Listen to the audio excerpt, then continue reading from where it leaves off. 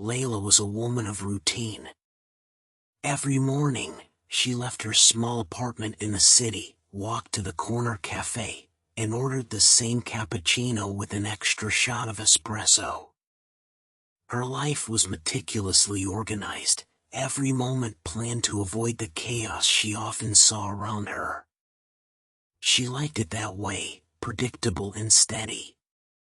One rainy morning, as she sifted through the mail, her fingers brushed against an envelope that felt different. It was pale blue, slightly thicker than the usual bills and advertisements. There was no sender's name, just her address written in neat handwriting. Curiosity sparked. She opened it. "Dear love, I hope this letter finds you well. You don't know me, but I see you often. The way you pause to admire the flowers at the corner stand or how you lose yourself in a book at the cafe window, these moments have become the brightest parts of my day. I know it's foolish to write to someone I've never spoken to, but some emotions are too overwhelming to keep hidden. Perhaps these words will be nothing more than ink on paper to you. Or perhaps, just maybe, they'll mean something more." There was no name at the end, no hint of who the sender might be. Layla read the letter twice, her heart racing. It was strange yet oddly endearing. She wondered who could have written it and why they hadn't approached her directly. She folded the letter carefully and placed it in her drawer, deciding it was probably a one-time thing. But it wasn't. The next week, another letter arrived. "Dear love, I noticed you changed your order today, an iced latte instead of a cappuccino. It made me smile, imagining what inspired the change. Perhaps it was the unseasonably warm weather.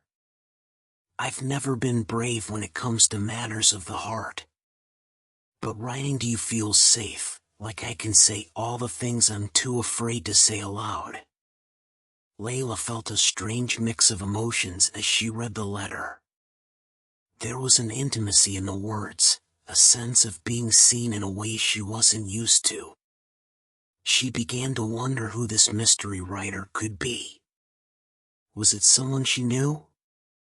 Someone she passed by every day without noticing? Over the weeks, the letters became a regular occurrence, each one arriving on a Friday.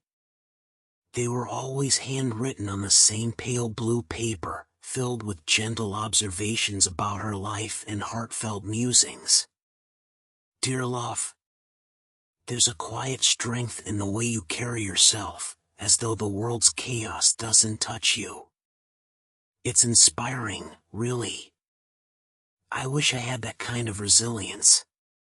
The letters became a part of her routine, something she looked forward to more than her morning coffee.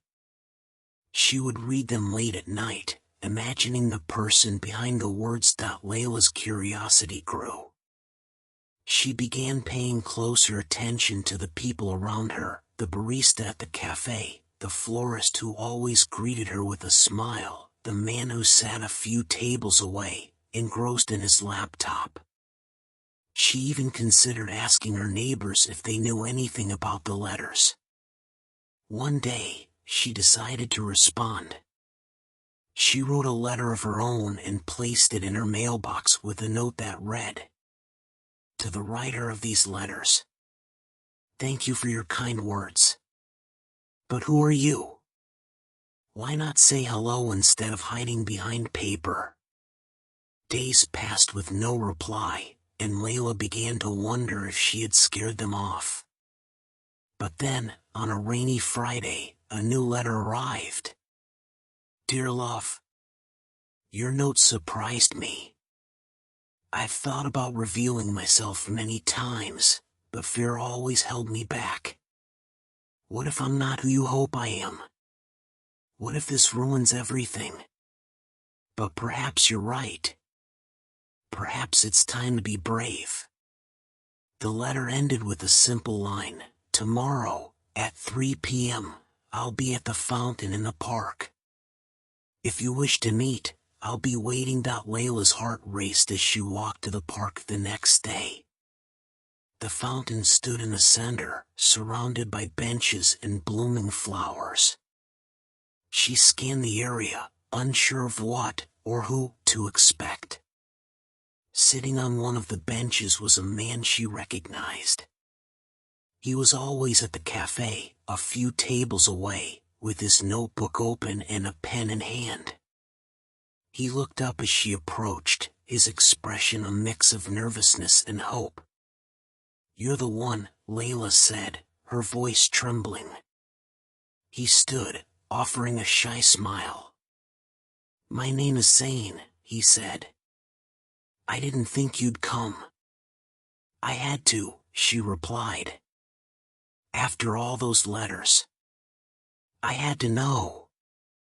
They sat and talked for hours, the initial awkwardness melting away as they shared stories.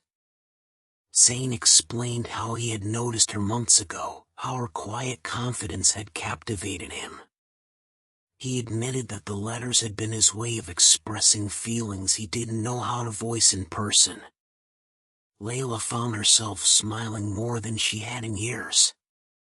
Zane's sincerity was disarming, his words as genuine in person as they were on paper. The letters didn't stop after that day.